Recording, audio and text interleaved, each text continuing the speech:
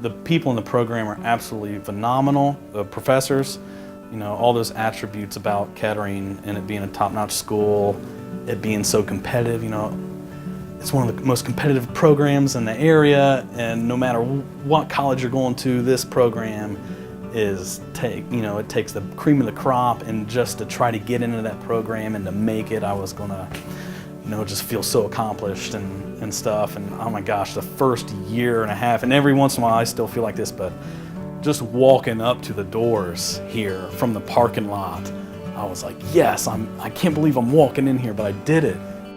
I love it. I love it. I love everything about it. And I love the people, and I love everybody in my class and all the instructors, and yeah, it's been hard, but it's been great. And the teachers are so nice. Their door was always open. If I had a family problem, school problem, they were there just to listen sometimes and to give advice. So that was nice. I say so because the first 2 years I was here by myself, so I didn't have any family or any close family members with me. So they were my family. They were it. So when you're there as a student, you become not just a student, you become a member of a bigger family. And you're trying to help each other out, not compete with one another. You're trying to help each other out to lead to where, either if you're going to the PA program, to medicine, dentistry. It's more of a let's help push each other to our limits.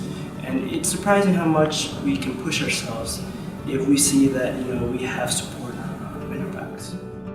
I never thought I'd be, an x-ray tech. And then when I got my badge, it says, radiologic technologist, and that's an amazing feeling. It's the passion that drives me for wanting to do what I do. And it's not just something that you like to do. It's not something that you need to do. It's not a paycheck. It's a passion. You gotta have a passion for it. The field work is what honestly motivates me. Having kids, hug you every day, I knew I was in the right place. Like, I knew this is what I wanted to do, this is where I needed to be, and I hope to continue making that impact. What do you feel drives you? What makes you get up every day and want to see your patients? It's an easy thing to go about your day and sort of forget that each person comes to you with their own story and their own moment of vulnerability. And I really try to wake up and pray that I remember that and ask God, help me to lean into those hard moments for those people and to really encourage them through that and to see what might be missing in the rest of their world for them. To see them where maybe they felt like they were unnoticed. And then to take those moments and really honor them well for them. It changes their lives, and I think they really appreciate someone honoring them and respecting them in those ways. So I love connecting with them on those things. Did you always know you wanted to be a nurse? I think that this year, going on the mission trip to Peru was one of those big, aha moments for me where I was like, okay, I know that this is an area where I'm going to be able to use my skills and where I feel called to serve and called to help people.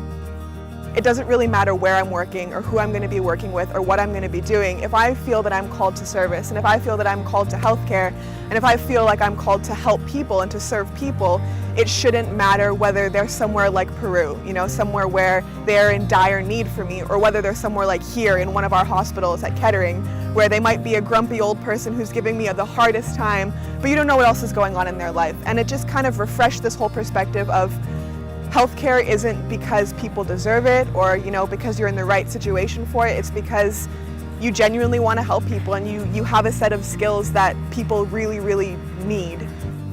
I just wanted to do something to take care of people, and every job that I'd had was something with the public, something with customers. I've just always been a very caring, loving person, and going to a Christian college has instilled in me values that I knew were there that maybe I had forgotten, and then they've gotten stronger. I think that's something all of our faiths, no matter which faith we all had, called us to do. It called us to let go of our own desires. It called us to put self aside and say, how can I help you? How can I serve you? And the lucky thing, the blessing in being a PA in it or in the medical field in general is that you don't really have to seek that out to help people, to serve them. The minute they walk in, you're there to serve them, you're there to help them, you're there to remind them of their own spiritual journey, of their own spiritual life, and to, if you're a Christian, you're there to shine God's light into them. You're there to remind them that the whole beauty of the world is that Christ came for them and that Christ is our healer and He's the one that saves us. And so to share that in a tangible way and to share that through just sometimes just a spirit of loving and joy with them is like a direct benefit, I think.